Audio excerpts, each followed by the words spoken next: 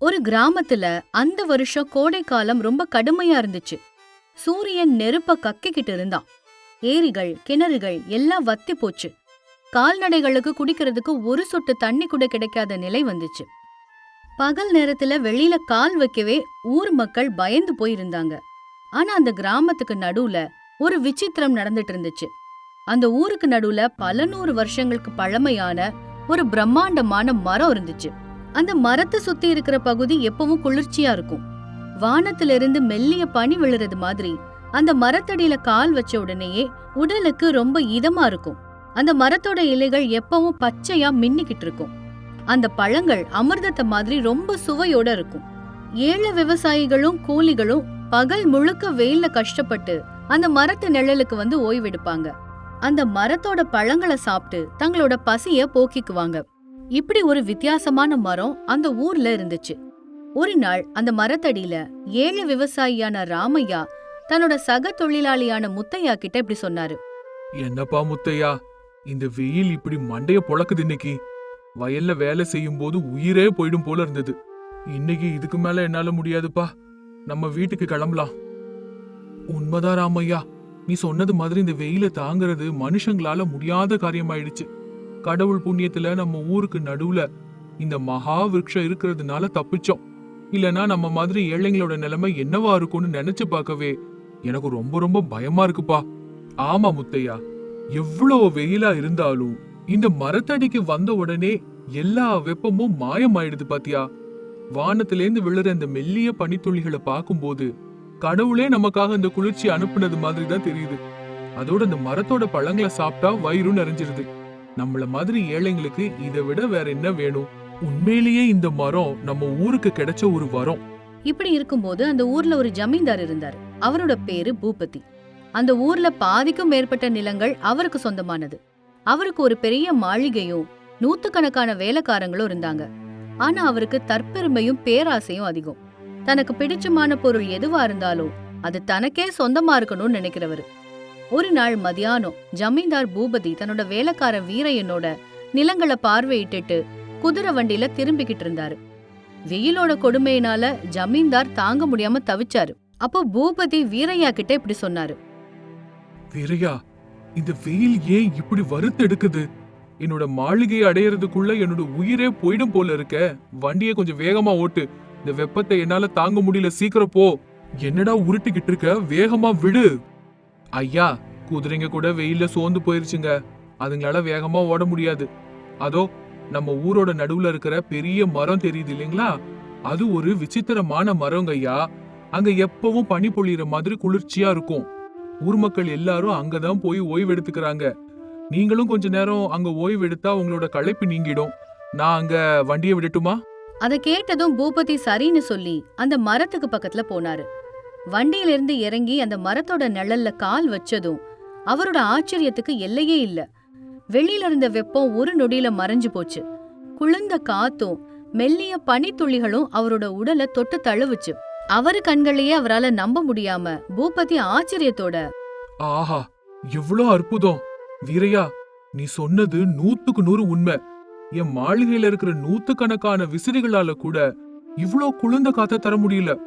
இது சாதாரணமான மரமே கிடையாது, தெய்வத்துக்கு சமமான மரம். சரியா அந்த நேரத்துல ஒரு பழம் முதிர்ந்து பூபதியோட கையில வந்து விழுந்துச்சு. அதை சாப்பிட்டு அவரு மெய் மறந்து போயிட்டாரு. அற்புதம்! இந்த பழத்தோட சுவையை நான் என் வாழ்க்கையில எங்கேயுமே பார்த்ததில்ல. இவ்ளோ குளிர்ச்சியாவும் இவ்ளோ இனிமையான பழங்கள் தர இந்த விசித்திரமான மரம் எனக்கு தான் சொந்தமா இருக்கணும். இந்த ஏழைங்களும் கூலிங்களும் இந்த மரத்தோட நிழல்ல இனிமே உட்காரவே கூடாது. நான் தான் இந்த ஊரோட எஜமா. ஊர்ல இருக்கிற ஒவ்வொரு அற்புதமான பொருள் மேலையும் எனக்கு மட்டும்தான் அதிகாரம் இருக்கணும். ஐயா, மன்னிச்சிடுங்க, இது இயற்கை கொடுத்த வரம். வெயில்ல வாடி வர பாதசாரிகளுக்காகவும் வயல்ல கஷ்டப்படுற விவசாயிகளுக்காகவும் கடவுளே இந்த மரத்தை இங்க வரமா நமக்கு கொடுத்திருக்காரு. இது எல்லாரும் பயன்படுத்தணுமே தவிர யாரும் சொந்தமாக்கிக்க நினைக்க கூடாது. மக்கள் அப்புறம் ரொம்ப ரொம்ப வருத்தப்படுவாங்க. வாய மூடு. நான் ஜமீன்தார். என்னோட முடிவை எதிர்க்கிறதுக்கு உனக்கு உரிமை கிடையாது. உடனடியா எங்க ஆட்களை வரவழ. இந்த மரத்தை சுத்தி யாரும் உள்ள வராதபடி உயரமான மதில் எழுப்பணும். அந்த சுவத்துல ஒரு பெரிய இரும்பு கதவு வைக்கணும். அதோட சாவி என்கிட்ட மட்டும்தான் இருக்கணும். இந்த மரத்தோட குளிர்ச்சியும் இந்த பழங்களும் எனக்கும் என் குடும்பத்துக்கு மட்டும் தான் கிடைக்கணும். வேற யாருக்கும் அந்த இரும்பு கதவை தாண்டி உள்ள வர்றதுக்கு அனுமதி கிடையாது. இப்படி சொல்லவும் ஜமீன்தாரோட கட்டளைய மீற முடியாம வீரையா வேலைக்காரங்கள வரவழைச்சான். அந்த ஊர் விவசாயிகள் ராமையா, முத்தையா போன்றவர்கள் ஜமீன்தாரோட கால்ல விழுந்து எவ்வளவோ கெஞ்சினாங்க. ஐயா ஜமீன்தார் ஐயா, தயவு செஞ்சு இப்படி செய்யாதீங்க. இந்த மரத்தோட நிழல் தான் எங்களோட வாழ்வாதாரம்.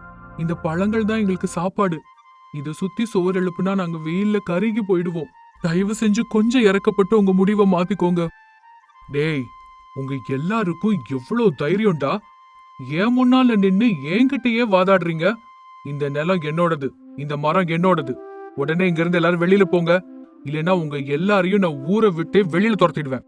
இப்படி சொல்லவும் ஜமீன்தாரோட மிரட்டலுக்கு பயந்து மக்கள் கண்ணீரோட அங்க இருந்து வெளியில போயிட்டாங்க. அன்னைக்கு ராத்திரியோட ராத்திரியா அந்த விசித்திர மரத்தை சுத்தி ஒரு பெரிய மதில கட்டுனாங்க. ஒரு பெரிய கதவு வச்சு அதுக்கு பூட்டும் போட்டாங்க. ஜமீன்தார் ரொம்பவும் மகிழ்ச்சியோட அந்த சாவிய தன்னோட பக்கத்திலேயே வச்சுக்கிட்டு தூங்குனாரு.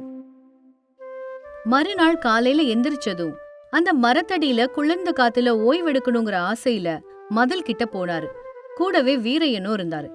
பூட்டை திறந்து உள்ள நுழைஞ்சாங்க. ஆனா அங்க கண்ட காட்சிய பார்த்து ஜமீன்தார் அப்படியே அதிர்ச்சியில உறைஞ்சு போய் நின்னுட்டாரு. அவர் அப்படியே ஸ்தம்பிச்சு நின்னு பதற்றத்தோட, என்னது இதெல்லாம்? என்ன? ஏன் கண்ணையே என்னால நம்ப முடியல. நேத்து வரைக்கும் பச்சையா செழிப்பா இருந்த மகா விருட்சம் ஒரே ராத்திரியில முழுசா காஞ்சு போயிருந்துச்சு. இலைகள் எல்லாம் உதிர்ந்து தரையில கிடந்துச்சு. ஒரு பழம் கூட இல்ல. அங்க எந்த குளிர்ச்சியும் இல்ல, பனிப்பொழிவும் இல்ல. வெளியில எவ்வளவு வெப்பம் இருந்துச்சோ அந்த சுவருக்குள்ளேயும் அவ்வளவு புழுக்கமா இருந்துச்சு. அந்த விசித்திரமான மரம் ஒரு சாதாரண காஞ்ச கட்டைய போல இப்ப மாறி போய் இருந்துச்சு. இந்த அதிசயம் எப்படி நடந்துச்சுன்னு அங்க இருந்த யாருக்குமே புரியல. பாத்தீங்களா ஐயா, இயற்கை எப்பவுமே எல்லாரோட நலனையும் விரும்பும். சுயநலத்தோட அதை கட்டி போட நினைச்சா அது இப்படித்தான் உயிரை இழந்துடும். நீங்க செஞ்ச செயலால கடவுளுக்கே கோபம் வந்துருச்சு. அதனாலதான் இந்த மரம் காஞ்சு போச்சு. பூபதி ஏமாற்றத்தோட, சி, என் தலை விதி. இவ்ளோ பணம் செலவழிச்சு சுவர் கட்டுனா இது ஒரே ராத்திரில காஞ்சு போச்சு. சரி நடங்க, மாளிகைக்காவது போவோம். அங்கயாவது போய் ஓய்வெடுக்கிறேன். இங்க குளிர்ச்சியா இருக்கும்னு நினைச்சு வந்தா எல்லாம் தலைகீழ மாறி போயில இருக்கு. இப்படி நினைச்சுக்கிட்டு ஜமீன்தார் தன்னோட மாளிகைக்கு போனாரு. ஆனா அவருக்கு உண்மையான தண்டனை அப்போதான் ஆரம்பிச்சுது. அவர் தன்னோட அறைக்குள்ள நுழைஞ்ச உடனேயே தாங்க முடியாத வெப்பம் தாக்குச்சு. வெளியில இருந்ததை விட 10 மடங்கு வெப்பம் அவரோட அறையில இருந்துச்சு. அவர் உட்கார்ற நாற்காலி, படுக்கிற கட்டில்னு எல்லாம் நெருப்பு போல தீயா கொதிச்சுது. பூபதி வேர்வையை தொடச்சுக்கிட்டே, டேய் வீரையா, வேலைக்காரங்க எல்லாரையும் கூப்பிடுடா.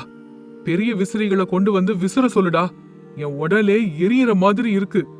என்னோட அறை ஏன் இவ்ளோ நெருப்பு குண்ட மாதிரி ஆயிடுச்சு? இப்படி சொன்னதும் வேலைக்காரங்க வந்து விசிறினாங்க.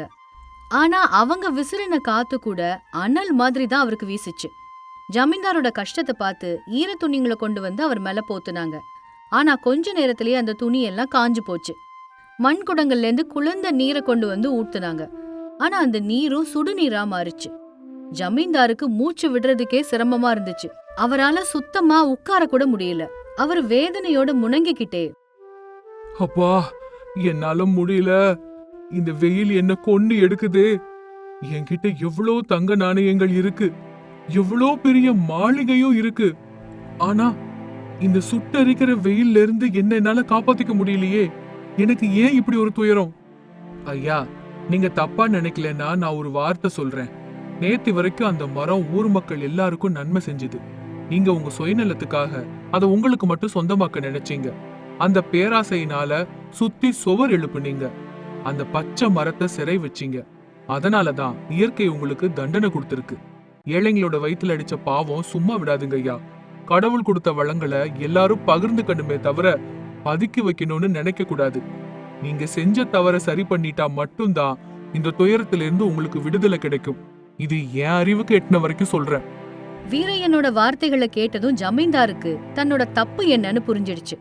அந்த வழியிலையும் அவருக்கு ஏழை விவசாயிகளோட முகங்கள் தான் ஞாபகத்துக்கு வந்துச்சு. தன்னோட பேராசையால எவ்வளோ பெரிய தவறு நடந்துருச்சுன்னு புரிஞ்சுக்கிட்டாரு. பூபதி மன வருத்தத்தோட, வீரையா, நீ சொல்றது எல்லாம் சரிதான்ப்பா. என்னோட கண்ணை திறந்துட்ட. என்னோட செல்வம், என்னோட கர்வத்தால கடவுளோட படைப்பையே நான் சிறப்பிடிக்க நினைச்சேனே. ச்சே, என் தப்பு எனக்கு இப்போ புரிஞ்சிடுச்சு. உடனே வேலைக்காரங்களை எல்லாம் கூப்பிடு. அந்த மரத்தை சுத்தி நான் கட்டின அந்த மதுல ஒரு கல்லு கூட மிஞ்சாதபடி எல்லாத்தையும் இடிச்சு தரமட்டமாக்குங்க. அந்த மரத்தை சுத்தி நான் போட்ட வேலிய கூட அகற்றிருங்க. இப்படி சொல்லவும் ஜமீன்தாரோட கட்டளைப்படி வேலைக்காரங்க உடனே போய் அந்த மதுல இடிச்சு தரமட்டமாக்குனாங்க. இரும்பு கதவை அகற்றுனாங்க. ஊர் மக்கள் எல்லாரும் அங்க கூடி வந்தாங்க. சுவர் முழுவதுமா இடிக்கப்பட்டு வெளிக்காற்று அந்த மரத்தை தொட்ட அடுத்த நொடியே ஒரு பெரிய அதிசயம் அங்க நடந்துச்சு. காஞ்சு போய் உயிரற்ற இருந்த அந்த மகா விருட்சம் சிறகுகளை விரிக்கிற மாதிரி ஒரே நொடியில பச்சை பசேல்னு மாறுச்சு. இலைகள் துளிர்த்துச்சு. கிளைகள் நிறைய இனிப்பான பழங்கள் வந்துச்சு. மறுபடியும் வானத்திலிருந்து குளிர்ந்த பனித்துளிகள் விழ ஆரம்பிச்சுது.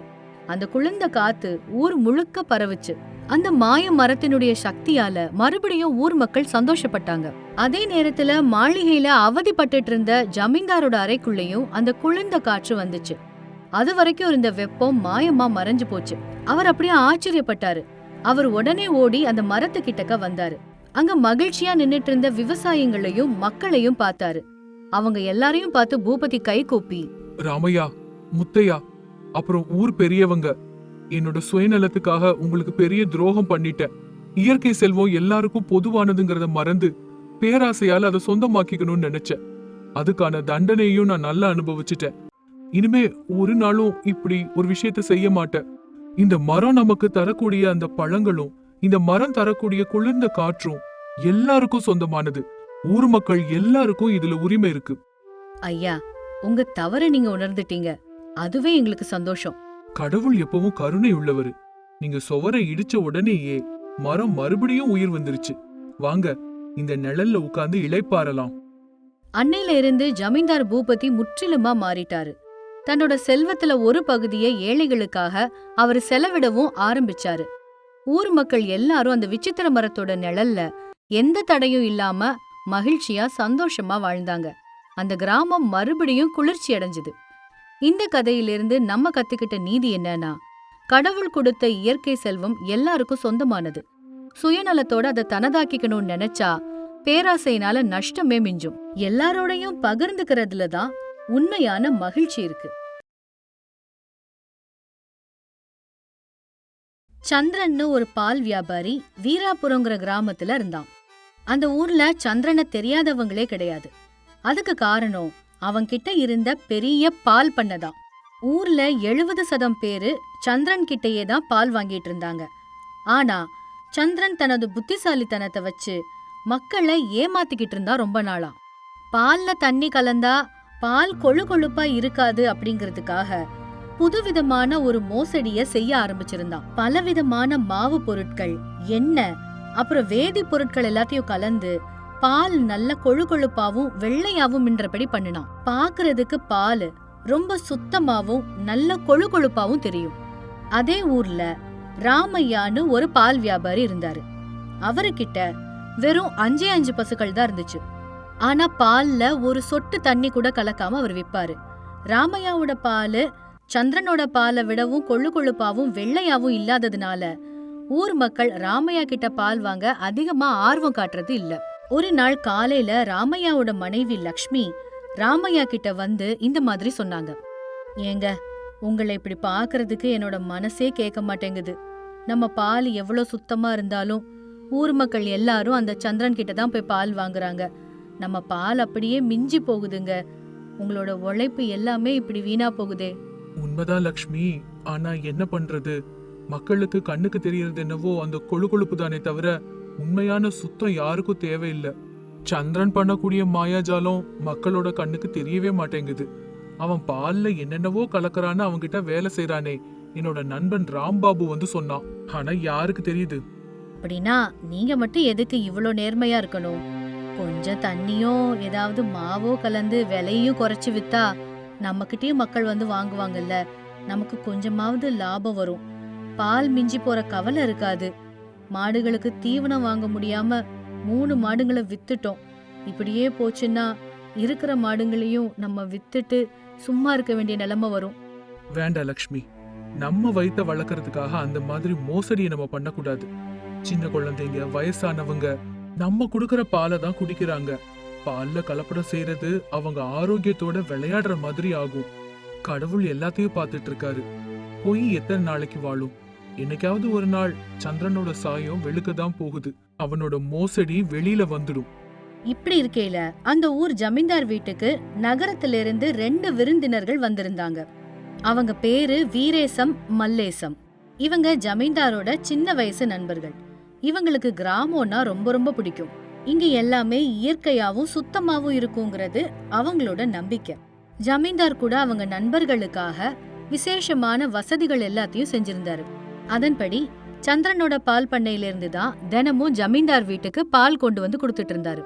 ஒரு நாள் காலையில வீரேசமும் மல்லேசமும் காலை உணவு சாப்பிட்டுக்கிட்டே பால் குடிச்சிட்டு இருந்தாங்க. அப்போ மல்லேசம் இப்படி சொன்னான், வீரேசம், பாத்தியா இந்த பால் எவ்வளவு கொழு கொழுப்பா இருக்குன்னு? பட்டணத்துல நமக்கு கிடைக்கிற பால்லாம் வெறும் தண்ணி பாலாதான் இருக்கும். இங்க கிராமத்து பாலை குடிச்சா வயிறு நிறைஞ்ச உணர்வு கிடைக்குது. ஆமா மல்லேசம், நல்ல கொழு கொழுப்பா தான் இருக்கு. ஆனா ஏனோ இந்த பாலை பார்த்தா எனக்கு உண்மையான பால் தானான்னு கொஞ்சம் சந்தேகமா இருக்கு. ஏன்னா பால் இவ்வளவு வெள்ளையாவும் ஒரு விதமா பிசு பிசுப்போட இருக்கிறத நான் பார்த்ததே இல்ல. சுத்தமான பாலோட வாசனை இந்த மாதிரி எல்லாம் இருக்காதுப்பா. ரொம்ப தான் பண்ற. பட்டணத்துல இருந்துகிட்டு ஒவ்வொன்னுலயும் ஏதாவது குறை கண்டுபிடிக்கிறது உனக்கு வழக்கமாயிடுச்சு. பாவம் அந்த சந்திரன் எப்பவும் சுத்தமான பாலை தான் மக்களுக்கு வித்துட்டு இருக்கான். பால்ல ஒரு சொட்டு தண்ணி கூட அவன் கலக்கறது இல்ல, தெரியுமா? பாரு மல்லேசம், பால் இயற்கையாவே கொழு கொழுப்பா இருந்தா அதோட சுவையே தனியா இருக்கும். ஆனா இதுல ஏதோ தெரியாத பிசு பிசுப்பு ஒண்ணு இருக்கு. பாலின் மேல ஆட கூட இயற்கையா வரல. சரி, அந்த விஷயத்தை விட்டுடு. கொஞ்ச நேரம் ஊரை சுத்தி பார்த்துட்டு வரலாம் வா.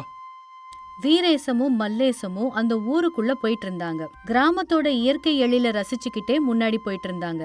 சரியா அதே நேரத்துல ராமையா அவனோட பசுக்களை ஓட்டிக்கிட்டு காட்டு பக்கமா போயிட்டு இருந்தாரு. அந்த பசுக்கள் எவ்வளோ சுத்தமாவும் ஆரோக்கியமாவும் இருக்குன்னு பார்த்து வீரேசம் ஆச்சரியப்பட்டாரு. ராமையாவோட முகத்துல இருந்த அமைதி அவங்கள ரொம்பவும் கவர்ந்துச்சு.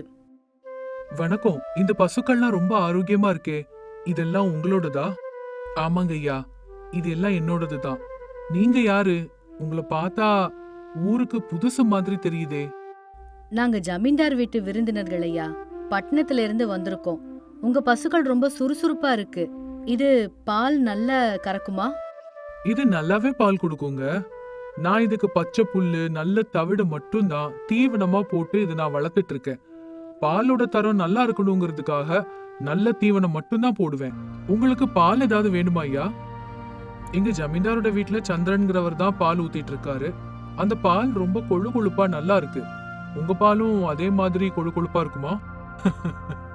கொழு கொழுப்பா இருக்கிறது வேற, சுத்தமா இருக்கிறது வேற. இது பாருங்க, இப்ப கறந்த பால் என்கிட்ட இருக்கு. வேணும்னா குடிச்சு பாருங்களேன், அப்புறம் உங்களுக்கே புரியும். ராமையா ஒரு சின்ன பாத்திரத்துல பாலை ஊத்தி அவங்க கிட்ட கொடுத்தாரு. வீரேசும் அந்த பாலை குடிச்சதும் அவரோட கண்கள் சட்டுன்னு மின்னுச்சு. அந்த சுவையில ஒரு இயற்கை தன்மை இருந்துச்சு. மல்லேசம், இத பாத்தியா? இதுதான் உண்மையான பால். நம்ம காலையில குடிச்ச பால்ல ஏதோ ஒரு மோசடி கண்டிப்பா இருக்கு. ராமையா, உங்க பால் நாங்க காலையில குடிச்ச பாலை விட மெலிசா இருந்தாலும் சுவை மட்டும் அற்புதமா இருக்கு. தொண்டைக்குள்ள போகும்போது அப்படியே வெண்ணெய் சாப்பிட்ட மாதிரி இதமான உணர்வு கிடைக்குது. ஆனா ஊர்ல எல்லாரும் அந்த சந்திரன் கிட்ட தானே பால் வாங்குறாங்க. அந்த அடர்த்திக்கு பின்னால இருக்கிற ரகசியம் என்னன்னு உங்களுக்கு தெரியுமா? என்ன சொல்றீங்க தம்பி? சந்திரன் செய்யறது வியாபாரமே இல்ல, அது ஒரு மோசடி. அவன் பால்ல ஒரு வகையான வெள்ளை மாவு கலவைய சேர்க்கிறான். அதனால பால் ஒரு மாதிரி பிசு பிசுப்பா மாறுது. அதனால பால் ரொம்ப திடமா அடர்த்தியா தெரியுது. என்னோடது சுத்தமான பசும்பால்ங்கிறதுனால அந்த அளவுக்கு அடர்த்தியா இருக்கிறது இல்ல. ஆனா மக்கள் சந்திரனோட அந்த மாயையில சிக்கிக்கிறாங்க. நிறத்தை பார்த்து எல்லாரும் ஏமாந்து போறாங்க. அந்த மாதிரி பாலை குடிக்கிறது ஆரோக்கியத்துக்கு கேடு இல்லையா? சந்திரன் இவ்ளோ தைரியமா எப்படி இத பண்றான்? அவனுக்கு கொஞ்சம் கூட பயமே இல்லையா? அவனுக்கு பண பித்துங்க. அது மட்டும் இல்லாம ஜமீன்தார் ஐயாவுக்கும் அதே பாலை தான் ஊத்திக்கிட்டு இருக்கான். ஜமீன்தாரே பயன்படுத்துறாருங்கிறதுனால ஊர் மக்கள் அவனை இன்னும் அதிகமா நம்புறாங்க. ஊர்ல யாராவது கேட்டா ஜமீன்தாரோட ஆதரவு எனக்கு தான் இருக்குன்னு அவங்க எல்லாரையும் அவன் மிரட்டிட்டு இருக்கான். ராமையா, இது ரொம்ப ரொம்ப ஆபத்தான ஒரு விஷயமால இருக்கு. இவ்ளோ நாளா ஏன் ஊருக்குள்ள இந்த விஷயத்தை நீங்க உரக்க சொல்லல? சொன்னேன் தம்பி, ஆனா சந்திரனோட அந்த தந்திரமான பேச்சுகளுக்கு முன்னாடி என் வார்த்தை எல்லாம் காத்துல கரைஞ்சு போகுது. என் பால் மெலிசா இருக்கிறதுனால நான் தண்ணீர் கலக்கிறதா அவன் என் மேல பழி சுமத்துறான். மக்கள் இந்த அடர்த்திக்கு முக்கியத்துவம் கொடுக்கறாங்க. நீங்க ஜமீன்தாருக்கு ரொம்ப நெருக்கமானவங்கங்கிறதுனால நான் உங்ககிட்ட இந்த விஷயத்த தைரியமா சொல்லிட்டேன். தயவு செஞ்சு அந்த சந்திரனோட ஆட்டத்தை அடக்கி மக்களோட ஆரோக்கியத்தை காப்பாத்துங்க தம்பி. வீரேசத்தோட முகம் கம்பீரமா மாறிச்சு. அவன் மல்லேசத்தை பார்த்தான். மல்லேசம், பாத்தியா, இந்த சந்திரனை நம்ம எவ்வளவு நம்புனோம். ஆனா அவன் கலப்பட பாலை கொடுத்து நம்மள ஏமாத்திட்டு இருக்கான்னு இப்ப புரியுதா? நம்ம இப்பவே போய் ஜமீன்தார் ஐயா கிட்ட இந்த விஷயத்தெல்லாம் சொல்றோம். போலாம் வா. உண்மைதான் வீரேசம், ஆனா சந்திரன் ரொம்ப தந்திரமான மனுஷனா தெரியறானே. நாம ஏதாவது ஆதாரத்தோட அவனை பிடிக்கணும். அப்பதான் ஜமீன்தார் நம்மள முழுசா நம்புவாரு. வீரேசம் ஒரு உபாயத்தை யோசிச்சான். மறுநாள் காலையில ஜமீன்தார் வீட்டுக்கு சந்திரன் பால் ஊத்த வந்த போது ஜமீன்தார் வரவேற்பறையில உட்கார்ந்திருந்தாரு. வீரேசம் மெதுவா அந்த இடத்துக்கு வந்தான். சந்திரம், என்னப்பா பால் இன்னைக்கு வழக்கத்தை விட ரொம்ப அடர்த்தியா இருக்கே, என்ன விசேஷம்? உன் பசுக்களுக்குன்னு ஏதாவது பிரத்யேகமான தீவனம் போடுறியா? சந்திரன் பணிவா நடிச்சு, புதுசா என்னங்க இருக்கு? மாட்டுக்கு பழைய வெல்லம், சோளம், அப்புறம் தரமான தவிடு தீவனம் எல்லாம் நான் போட்டு வளர்க்கறேன். அதனாலதான் என் பசுவோட பால் இவ்ளோ அடர்த்தியா இருக்கு. அப்படியா? அப்படின்னா ஜமீன்தார் ஐயா, ஒரு முறை நீங்களே வாங்க, உங்க பால் வியாபாரியோட வித்தைகளை பாருங்க. சந்திரம், உன் பால் உண்மையான சுத்தமான பால்னா இப்பவே அந்த பாலை ஒரு பெரிய கிளாஸ் நிறைய எடுத்து குடிச்சு காட்டு. இப்பவே எங்க கண்ணு முன்னாடியே. சந்திரன் தடுமாறி, ஐயோ, எனக்கு காலையிலேயே பால் குடிச்சா ஒத்துக்காது, வயிறு வலிக்குங்க. நான் பால் குடிக்கிறது இல்ல, விற்பனைக்கு மட்டும்தான். பால் ஒத்துக்காதா? இல்ல நீ கலந்த கலவையால உனக்கு ஏதாவது ஆயிடுமோன்னு பயமா? ஜமீன்தார் ஐயா, இவன் நம்மள நல்ல ஏமாத்திட்டு இருக்கான். இவன் பால்ல ஏதோ கலந்து குடுக்கறான். இவ்ளோ பெரிய மோசடியே இவன் பண்ணிக்கிட்டு இருக்கான். ஜமீன்தார் சந்தேகத்தோட, சந்திரம், இது என்ன?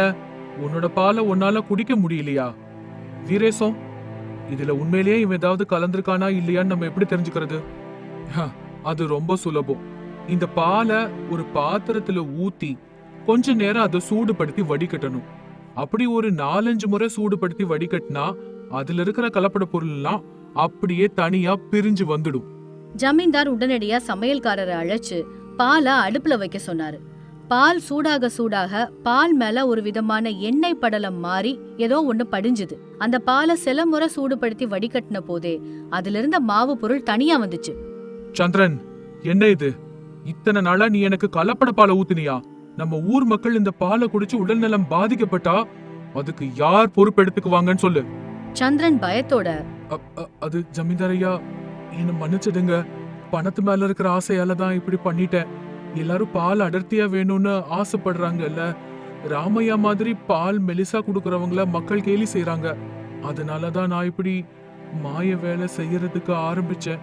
அதுவே பழக்கமாயிடுச்சு. இனி எப்பவும் இப்படி பண்ண மாட்டேன். என்ன விட்டுடுங்க ஐயா. இது வெறும் தவறு இல்ல சந்திரன், இது ஒரு துரோகம். உன்னை விடுறதுக்கான இடமே இல்ல. ஜமீன்தார் ஐயா, இவனுக்கு கடுமையான தண்டனை கொடுங்க. அப்பதான் இந்த ஊர்ல உள்ள மத்த வியாபாரிங்களுக்கு புத்தியும் பயமும் வரும். நேர்மை இல்லாத வியாபாரம் சமூகத்துக்கே ஒரு பெரிய சாபம். கண்டிப்பா மல்லேசம். சந்திரம், உன்னோட பால் பண்ணைய இப்பவே நீ இழுத்து மூடணும். உன்கிட்ட இருக்கிற பசு எல்லாத்தையும் ராமையா கிட்ட நீ ஒப்படைச்சிடணும். ஊர் பஞ்சாயத்து முன்னாடி நீ பண்ண தப்ப ஒத்துக்கணும். நீ பண்ணின மோசடி என்னன்னு ஊர் மொத்தத்துக்கும் தெரியணும். சந்திரன் தன்னோட தப்ப ஒத்துக்கிட்டான். ஊர் மக்கள் எல்லாருக்கும் நிஜம் என்னன்னு தெரிஞ்சுது. ராமையாவோட நேர்மையை எல்லாரும் பாராட்டினாங்க. கொஞ்ச நாட்கள் கழிச்சு வீரேசமும் மல்லேசமும் ஊருக்கு கிளம்பும் போது ராமையா அவங்களுக்கு நன்றி சொல்றதுக்காக அங்க வந்தாரு. அவர் கூட அவரோட மனைவி லக்ஷ்மியும் வந்தா. தம்பி, உங்களாலதான் இந்த ஊர் இந்த கலப்பட ஆபத்துல இருந்து தப்பிச்சுது. கொஞ்சம் தாமதமானாலும் உண்மை கண்டிப்பா ஜெயிக்கும்னு நீங்க நிரூபிச்சிட்டீங்க. உங்களுக்கு நாங்க ரொம்ப ரொம்ப கடமைப்பட்டிருக்கோம். இல்ல ராமையா ஐயா, உங்களுடைய நேர்மை தான் உங்களை காப்பாத்துச்சு. நாங்க 2 பேரும் வெறும் கருவி மட்டும்தான். மோசம் பண்றவங்க எவ்வளவுதான் நல்லா வாழ்ந்தாலும் அது அவங்களுக்கு நிலைக்க போறது இல்ல. உண்மை நெருப்பு மாதிரி, அது என்னைக்கா இருந்தாலும் ஒரு நாள் கண்டிப்பா வெளியில வரும். நீங்க இத மாதிரி சுத்தமான பாலையே எல்லாருக்கும் கொடுங்க. இந்த ஊர்ல இருக்கிற மக்களோட ஆரோக்கியம் இப்ப உங்க கையில இருக்கு.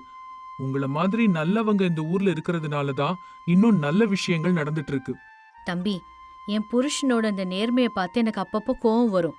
ஆனா அவரோட நேர்மை தான் இன்னைக்கு இந்த ஊரையே இந்த ஆபத்துல இருந்து காப்பாத்திருக்கு. அந்த மோசக்காரன் சந்திரனோட கொட்டத்தை அடக்குனதுக்கு ரொம்ப நன்றிங்க. ராமையா சின்னதா சிரிச்சு அவங்கள வழி அனுப்பி வச்சாரு. அதுக்கப்புறம் அந்த ஊர்ல கலப்பட பால் அப்படிங்கிற பேச்சுக்கே இடமே இல்ல. அங்க உண்மை ஜெயிச்சுது. மோசக்காரனான சந்திரன் ஓடி போயிட்டான். ஊர் மக்கள் எல்லாரும் இப்ப ராமையாவோட பாலுக்காக கியூல நின்னாங்க. அடர்த்தியா இருக்கிறத விட சுத்தமா இருக்கிறது தான் முக்கியம்னு இப்ப எல்லாரும் புரிஞ்சுக்கிட்டாங்க. இந்த கதை மூலமா நம்ம தெரிஞ்சுக்கிற நீதி என்னன்னா, நேர்மையா உழைக்கிற சம்பாத்தியம் கொஞ்சமா இருந்தாலும் அதுதான் நமக்கு மன நிறைவை கொடுக்கும். மோசடி செஞ்சு எவ்வளவுதான் பணம் சம்பாதிச்சாலும் ஒரு நாள் நம்மள அது மொத்தமா அழிச்சே தீரும். அடுத்தவங்க ஆரோக்கியத்தை பணயமா வச்சு சம்பாதிக்கிற காசு ரொம்ப பெரிய பாவம். சம்பாதிக்கிறத விட ஒழுக்கம் ரொம்ப முக்கியம்.